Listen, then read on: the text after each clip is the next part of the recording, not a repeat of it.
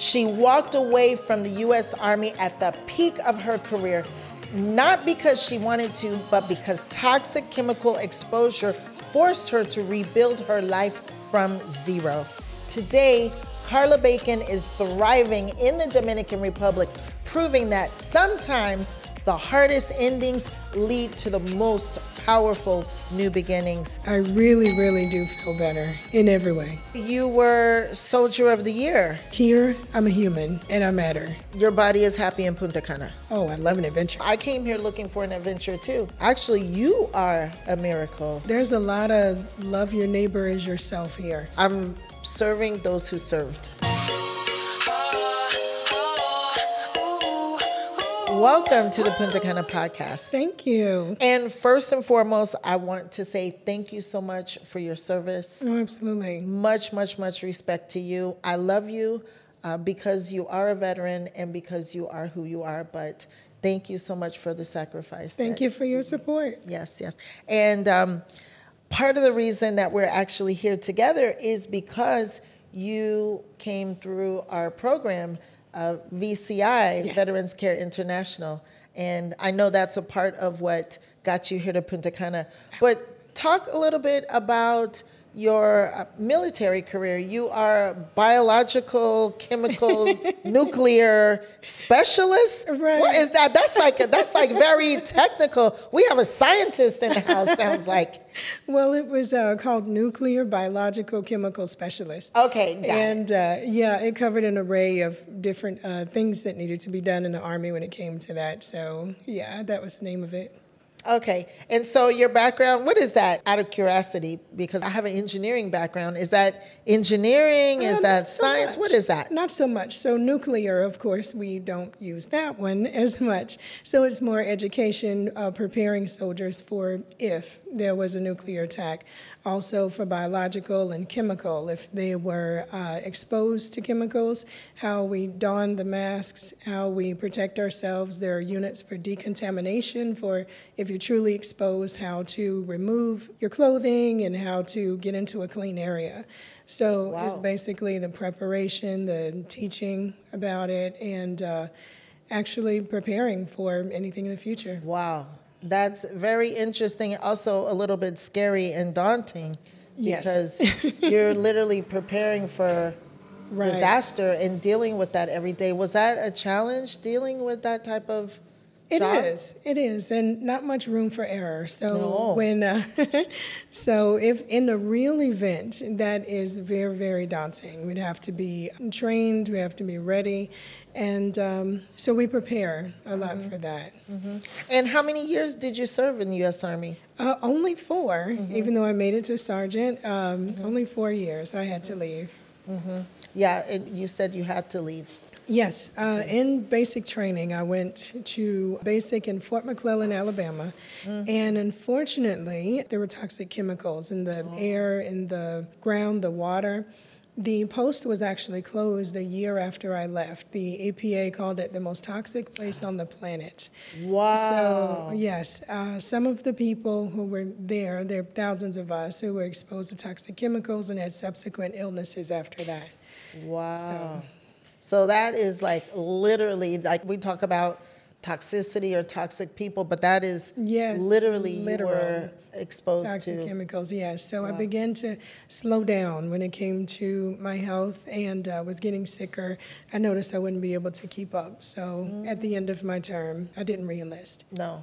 So now you're a veteran and you've found your way here to Punta Cana. Yes. So you're actually living here now. Yes. With your daughter. With my daughter. Tell us a little bit about how you came to learn about Punta Cana. Well, it turns out I was out of the country on a trip with my daughter and one of my best friends from the military, who happens to be Dominican. Oh. And I continued to joke that maybe I just stay here because it felt so good. Like, do I really go back? And she said, you should try the DR. They have medical tours there. And I said, medical tours? And she mentioned it because of knowing what I've gone through. We served in one of the same units. And I thought about it at first, and I said, well, an island, I don't know, I'm already a Floridian. But I looked into it and loved what I saw. Of course, that was a big decision, but decided to go on the tour. And from there, the rest is history.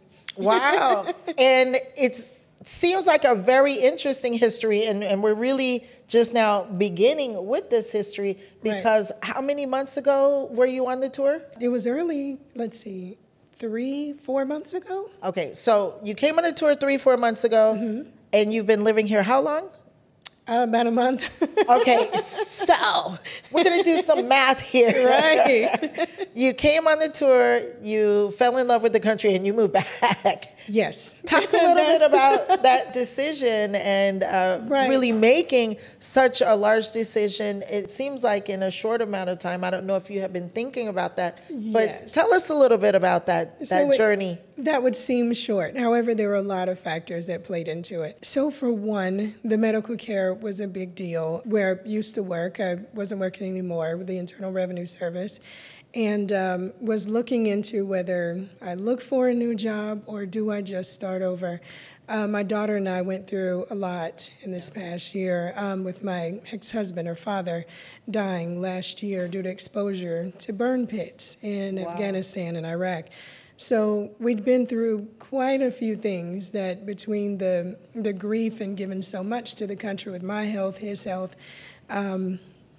we just wanted to look into where do we start. And the medical care was a big factor. Yes.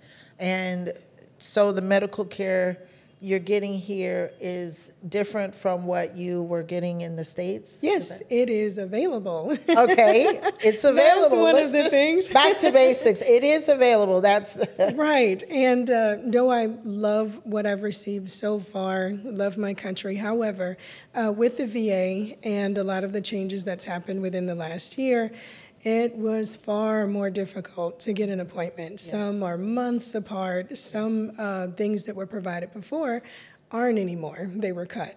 Oh. So between that, not having my civilian insurance from no longer being with the Internal Revenue Service, the health care, like I said, it's available. And not only that, amazing. The doctors were so great. That was the pivotal part in everything because I'm a human here. I'm an entire person, not a number. It's not a 15-minute window and you have to rush out. Mm-hmm. Everything I needed is talked about. It's gone over. There's coordination between the doctors. Yes. I feel amazing with just knowing that not only is it available, it's personable. It's great. It's really great. Yes, yes.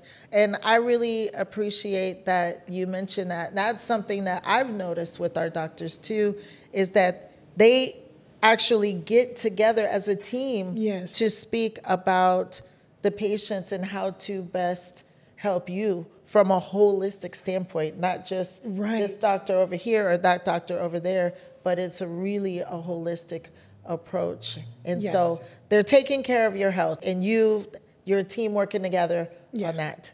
Yes, and I love that it's also the Western medicine that's needed, I'm used to, but the holistic approach as well, with which vitamins I should take or, let's work on walking a bit more. Things of that. I absolutely love that it's both holistic and the medicine that I've been used to in the U.S., so it's amazing. Good, good, good. And you are here with your daughter. Mm-hmm. How was the transition for her? Oh, my goodness. Now I can say it's absolutely great. A normal teenager who was apprehensive about switching countries, about leaving her friends, or what about the language, or am I going to know what the food is, things like that.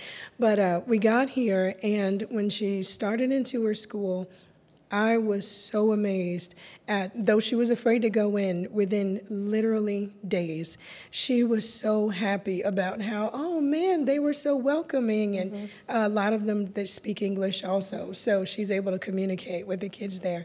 And the atmosphere, she loves not only the kids, but the food, the air, the going to the beach, and even the animals that walk around randomly. She's just stopping like, I love this. So she is really happy, and as a mom, that meant everything. Yes. She's so happy here. Yes. I love to hear you say that. And as a mom as well of almost teenage kids, I know that at this age, they're going through a lot. Just on any given day, right? Yeah. And let alone to be kind of uprooted and moved to another place, that she was able to come here, find friends, adapt, adjust, and be happy as a teenager. Yeah. That's exciting. That must not be easy. I know some folks will say, I want to move when my kids are out of high school. Right. Or they come when their children are younger, like I did when I first got here. He was so young, it didn't really matter about friends or anything like that. Right. But when you're dealing with a teenager that kind of has their faith. It was a different thing. So she's doing well. She's doing well. Picking up the language, she's doing really well. Really? Yes. So she's, after a couple of months already, kind of getting some Spanish. Her school has tutoring after school for her, and she came home. And within an hour and a half of tutoring, she knew the phonetic alphabet. And I knew it, so I drilled her on her, and she had all of the letters, and I was so surprised. And now she's ordering her food herself, and she's picking it up quickly. Wow, that is incredible. It's exciting. That is incredible. So we cannot say that Spanish cannot be learned. No, and young minds just pick things up. So they're a sponge. I mean, I'm sure that before the end of the year, she'll probably be basically fluent. I think so too. And that is an extra bonus. That's something extra, because knowing Spanish is really important these days. And a lot of us, especially in the States, may not realize how important it is to really learn another language. Right. I was exposed to it the first time stationed in Germany. Okay. And I could choose to stay on post, but I like adventure. So I went out and I traveled different countries, and it really does bring it home of how the human experience is, it's a lot better when I understand what other people go through or submit myself to their language, and I see how much alike everyone is more than part or different.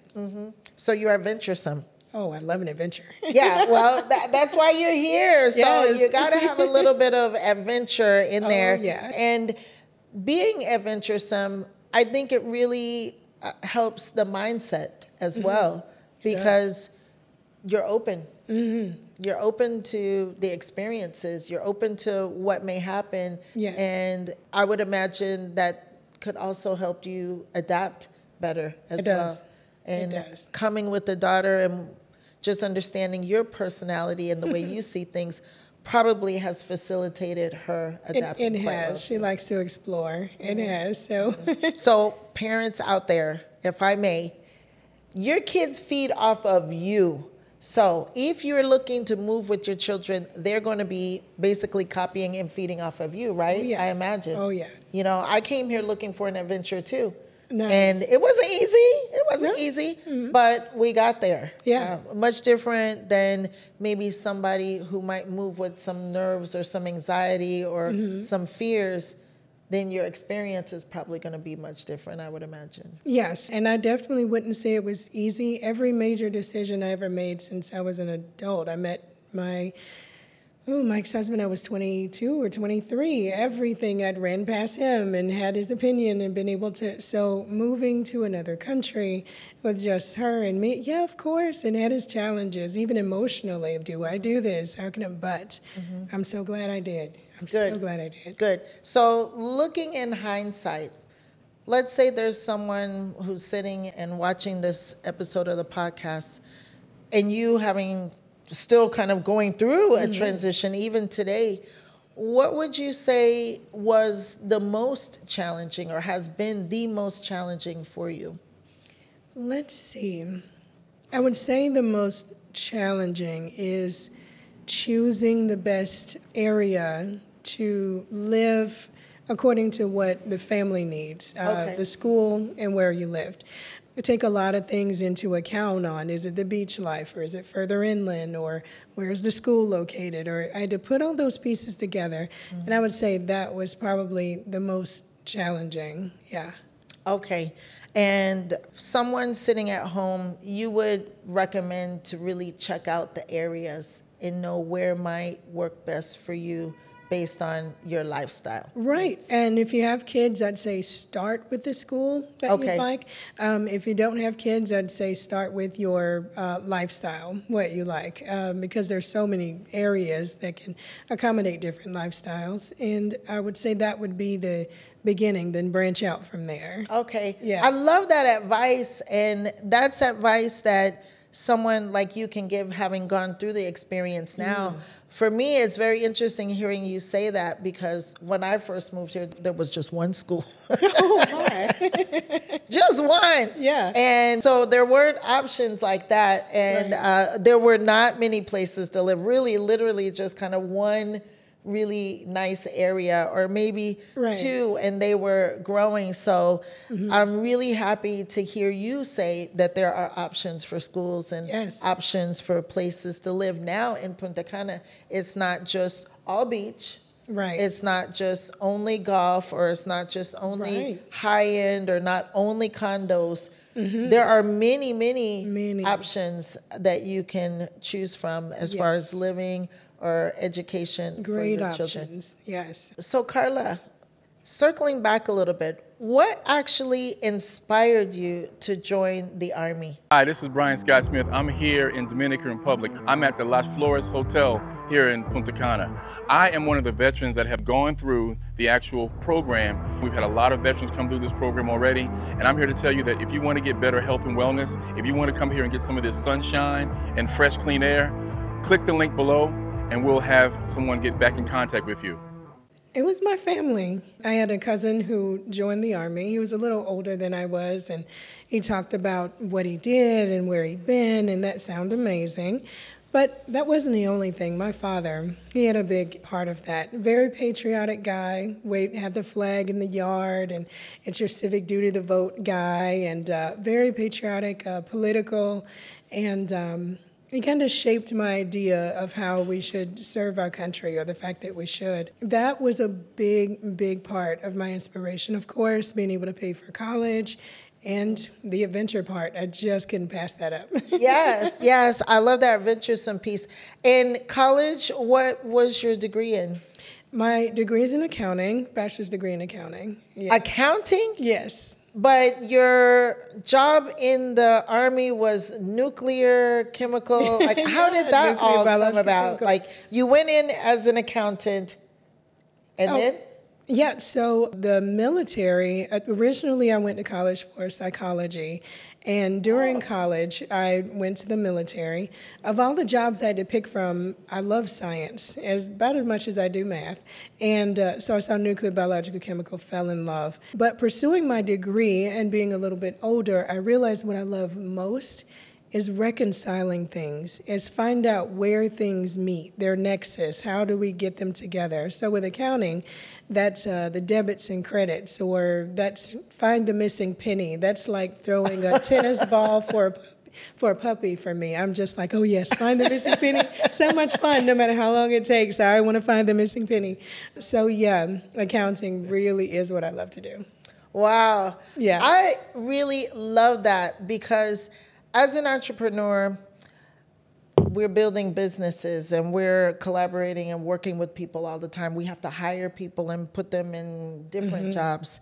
And I've learned throughout the years that different people are really cut out for different types of jobs. Yeah. So for you to say, I love just going through the details and figuring it out. Oh, yeah. Finding that missing penny. That's not work. That's fun. Yeah, exactly. So you would be perfect for that job. And there are people who could not even sit still, that would not even be able to see the numbers, and they wouldn't even look like numbers. It's just, I just can't, So this is something that's been interesting to me, so my salespeople are really outgoing, friendly, extroverted people who like to be around people. But my accountant is like, she has her glasses, she's on the computer all day, she would prefer to be there. Right. And so I think it's really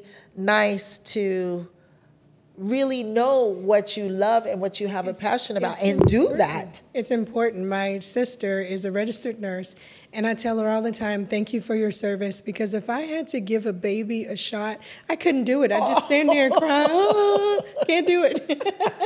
But and guess she what? says that about accounting. She takes that baby and numbers, literally, numbers. Are you kidding? So, I know. Yeah, we talk about how different people make for different things. I'm so glad that she is the nurse and not me. Exactly. I couldn't do it. There are things I'm very good at, right? And I know them. And there are things that I'm not good at, right. And I find somebody. There you go. That's the best way to do it. Absolutely. So you chose the job. You had a list of opportunities, and you picked. Yes. So do you mean for the military? Yes. Yes. So I qualified for a lot of jobs. I was actually torn between nuclear, biological, chemical, and linguist, because I do love languages, but the science. So I went into that one. Okay, so they trained you, you learned everything you needed to know. After basic training, there is the specialized training, and I believe it was about 4 months long, where we're learning our jobs and what we'll be doing. And the interesting part is that it only covers the basics. Being a nuclear, biological, chemical specialist is really multifaceted. There's a wide array of It sounds jobs. like it. Just the name is multifaceted. Yeah, and it goes even further than that, because my first job was in 1st Infantry Division, and I was mechanized smoke. So I drove tanks, and we would blow smoke to cover or conceal the operations of infantry, cavalry, and armor. That's the one. And so there's that. And then in another unit, I was what they call the NBC NCO. That means the Nuclear, Biological, Chemical Non-Commissioned Officer. I was over the part of the unit that kept the masks clean and order, was in charge of training, things like that. So there are different positions that can be taken. There are decontamination units where they specialize in just cleaning people up if things happen. So it's a lot of different ways that manifest as far as being NBC. And that tied in with your love of detail and discovery and definitely the adventure part. The adventure. Okay, so we have a theme going here. We have a theme going. And also, you were Soldier of the Year. Yes, actually. Congratulations. Thank you. That was in my last unit. And Soldier of the Month, then went for Soldier of the Quarter, and then Soldier of the Year. Oh, so you were just stacking those awards. A little bit. So tell us a little bit about that. Just exemplary service, did they vote, or?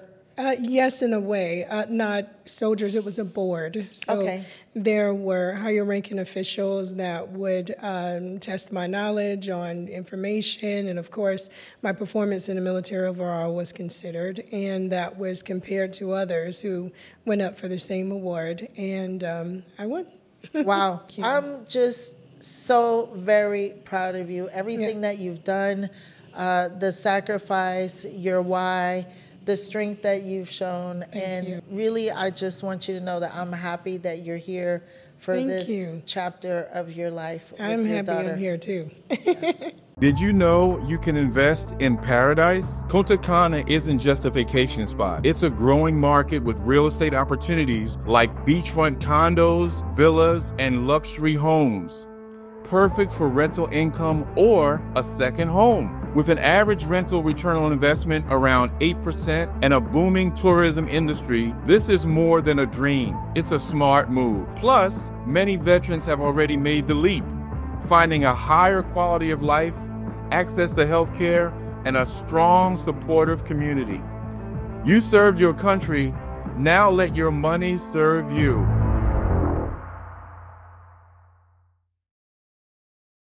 Well, thank you for saying you're proud of me, but being a Soldier of the Year, that was kind of the pinnacle of me being in the Army, and I think I went for it a bit because of overcompensation. I knew I was feeling pretty bad, that I wasn't as well as I used to be. I didn't know at the time it was because of toxic chemicals. We weren't told, it wasn't announced or anything. Wow. And so once I got out of the military, because I won Soldier of the Year right before getting out, that really did limit a lot of my choices when it comes to what I did after. I wasn't able to work a job a full day for, 5, then 10 days. Then it was always this, had to recover after a few days. The chronic fatigue was pretty bad. Yeah. So you were diagnosed before you got out of the Army? Interestingly, no. No. I was just sick. So when I would go to doctors and there wasn't an explanation for why my body would just reject food, why I was so tired all the time, and what was the reason for it. They would test for things, the big things like cancer, I didn't have that, or test for diseases on regular labs, I didn't have anything there. So it was just we'll keep trying. And I didn't know until much later when actually a random nurse in the VA just happened to say, "Where did you serve in basic training?" And I told her, Fort McClellan, Alabama, and she said, "Look up toxic soldiers." And I had never heard of such a thing. I didn't know that was a thing. And when I looked it up, I found out that's what was going on. Found out there were other people like me. And of course, looked up some people I'd served with and found out some of them had passed away. It was interesting. So after that, of course, I started looking into what do I do? Because being exposed to toxic chemicals is pretty fatal. Some people start getting sick in their 30s, organs begin to fail in their 40s, and I didn't want that. So what I did was I had to think outside the box. Yeah. So I ended up consulting an herbalist because so far the treatment I received so far was just let's mask the symptoms, and I knew I needed to change something. So the herbalist had me drink teas and adhere to a diet, an alkaline, vegan diet. And she said, this is the way. And within 9 months, my liver cleared up because the doctors told me that it was just before I found out it was Agent Orange. The doctors told me that if my liver continued the way it did, I would have only 5 years to live. It was just too enlarged. I was full of chemical problems, put it that way. And so the herbalist cleaned me up, and I am so grateful for her existing. And then, of course, you have to obey what's given. And cleared up a lot of the symptoms, So I'm doing better than I was then. But, of course, some things are still left over because it was so many years of not being well. Yeah. It sounds like it because this was back in the turn of the century, basically.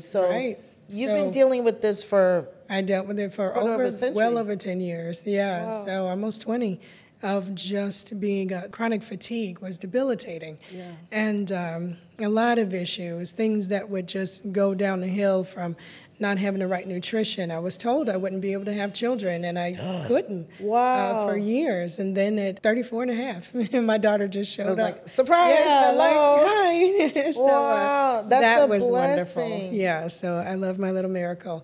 But all of those things were complications due to this toxic exposure. So I take wellness and health very seriously because I know how fragile it is. Yes. So, yeah. Yes, especially having lost your husband and going through what you went through with your health and having friends who died from the same exposure that you had. I mean, actually, you are a miracle yourself. I will absolutely own that. Yep. Wow, that is amazing. And I'm really honored to be here with you and very happy that you have found good medical treatment here. I have. Yes, that you find very exceptional. And I love to hear that because that is our mission with VCI. Yes, I love it. And they take care of the whole body. That's something that's important too, because what I have that the herbalist couldn't cure is the PTSD from the first unit. And the psychologist at VCI, I have to tell you, I am absolutely just amazed. I've been through a lot of therapists. It's been a long time. And to be that good and that effective in a short amount of time, I really, really, really am grateful. That's important to me. I'm so happy to hear that. And we'll definitely give feedback to the team because Oh, yeah. that is literally our mission. Oh, yeah. So with medicine or with the holistic approach or what I've received here has been so important. So moving here, we mentioned challenges and things that happened. When I moved here, I happened to have an emergency. I was in a lot of pain. I had to have been here a week or two, and debilitating pain. I went to the doctors at VCI, and thankfully the wonderful general practitioner said, okay, we're going to get you more help because this is something very acute, I can tell.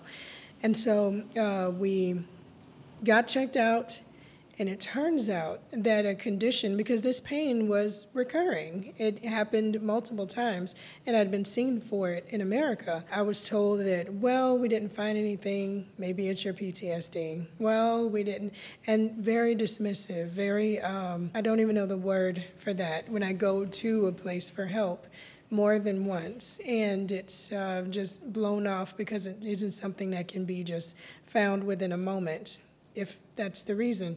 So here, doctors got together, did the right test, found out exactly what it was able to show me on the test they had taken, was able to prescribe the right medicine and vitamins for it, and that paid for the trip. The whole thing when it comes to the emotional toll of leaving my family or the country for which I'm familiar, being able to find out what's wrong, have enough care and enough doctors talk to each other, the right test done in order to see exactly what happened.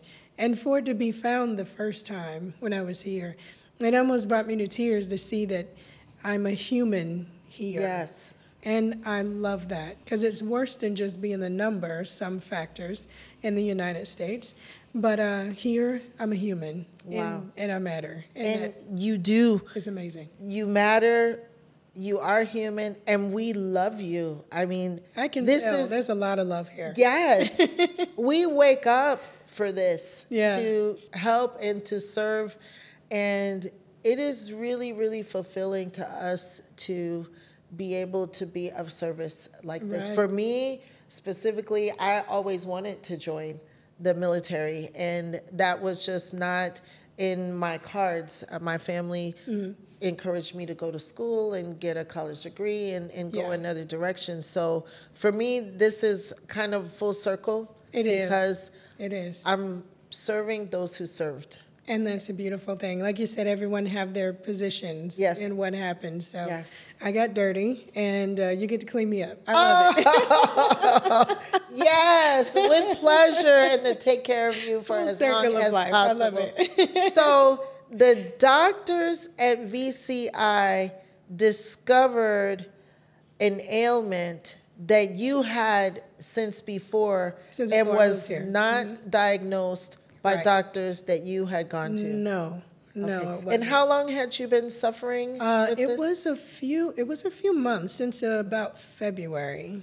Yeah, so about February. Months and months and months of dealing with a problem that was blown off. Right. And they found the problem. And now you're... Yep, no other issues from that problem since. Wow. And so grateful. Like I said, it was just a matter of needing the right treatment, and that was it. So it's more than grateful. A lot of people played into when it comes to the move, because like I said, it was difficult, but my mother has been so supportive because she's seen me go through not being well all those years and saw what I went through with my ex-husband, my daughter, and the death and all of the things. And it's difficult to, I couldn't imagine it if my daughter came to me and said, I'm going to move to another country. It almost wouldn't matter her reason. I might not be okay, but she saw that, we needed the help. Now, mind you, she and my dad came over with me to okay, I'm going to see the country, I'm going to see what. But yes, it was good to have that kind of support. And then the transition to living here. And everyone at VCI had been so nice. My dad went to bingo night and absolutely had a great time. Nice.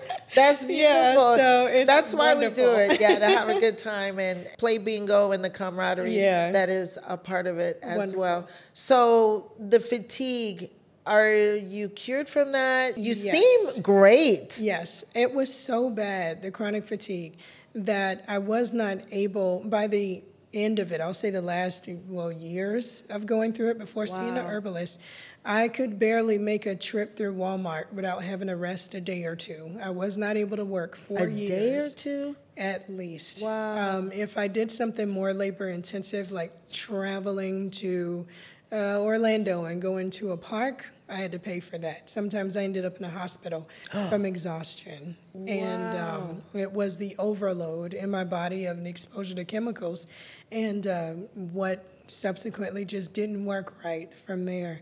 So it made a big difference. It made a big difference to always pay attention to what my body needs or have to chase this thing called being exposed to toxic chemicals. Wow.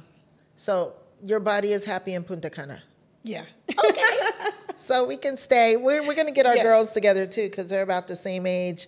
Wonderful. And just, they can speak English or Spanish, whatever, and then we can spend more time together here too and connect you with other moms with teenagers and tween daughters. There's a group that's out there that has been growing. So wonderful. Yes. Yeah, we'll take care of that for sure. Wonderful. Veterans, are you ready to make a change? Let me tell you what you can achieve in just 7 days. Receive a full medical checkup, participate in therapy sessions that focus on your physical and mental health, take part in guided relaxation and stress-relieving activities, and explore the beautiful Punta Cana that will create unforgettable memories. 7 days doesn't seem long, but it's enough to reset the body, mind, and soul. Spots are limited. DM us now.